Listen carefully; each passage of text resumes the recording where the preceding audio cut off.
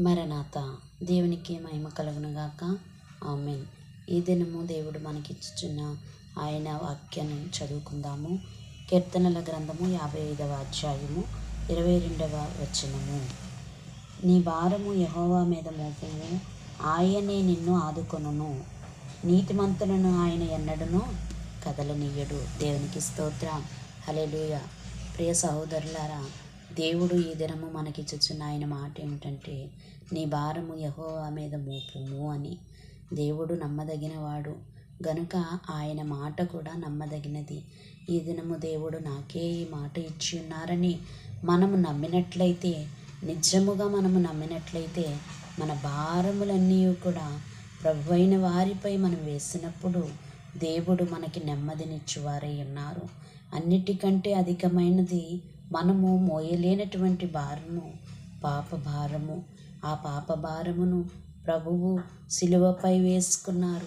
మన పాపములను బట్టి ప్రభువు ఆ భారమైన సిలువను మోసుకొని ఉన్నారు. మన భారములన్నీ దించివేయటానికి. భారములంటే అనేకమైన భారాలు ఉన్నాయి. పాప భారము ఉన్నది, వ్యాధి భారము ఉన్నది, శిక్ష భారము ఉన్నది, శ్రమల భారము ఉన్నది, అప్పుల భారము ఉన్నది. ఆ భారముల నుండి తేరుకోలేనటువంటి వారు ఎంతోమంది ఈ దినములలో మానసికముగా కృంగిపోయి ఆయా విధాలుగా నలిగిపోవచ్చు, ఆత్మహత్యలు చేసుకొనొచ్చు, జీవితాలను పాడు చేసుకొనుచున్నారు. కానీ దేవుడిచ్చిన మాట నమ్మలేని వారిగా ఉన్నారు బిడ్డలారా. గనుక మనము ప్రభు ఇచ్చినటువంటి మాట నమ్మాలి. ఆయన మాట మనము నమ్మాలి.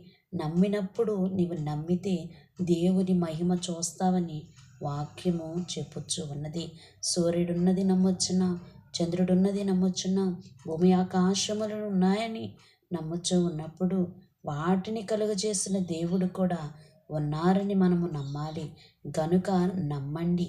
నమ్మి జీవితాలను పాడు చేసుకొనకుండా నమ్మి దేవుని యొద్దకు వచ్చి భారాలను దేవునిపై వేసి, నా దేవుడే నన్ను విడిపించువాడు, నా దేవుడే నా భారములను తీసివేయువాడై ఉన్నారని దేవుని యొద్దకు వచ్చి నిశ్చింతగా హాయిగా దేవుని సన్నిధిలో దేవుని స్తుతించుకొనుచు, ప్రభువా నా భారాలన్నీ నీపై వేయుచున్నాను నాయన, నా భారములను దించువాడవు నీవే అని నేను నమ్మానయ్యా అని మనం ప్రభువుని అడిగినప్పుడు ప్రతి భారము నుండి మనకు విడుదలనిచ్చి నెమ్మదినిచ్చి దేవుడు మనకు మేలు చేయువారై ఉన్నారు. కనుక ఈ వాగ్దానము ద్వారా ప్రభువు మన భారములన్నీ దించివేసి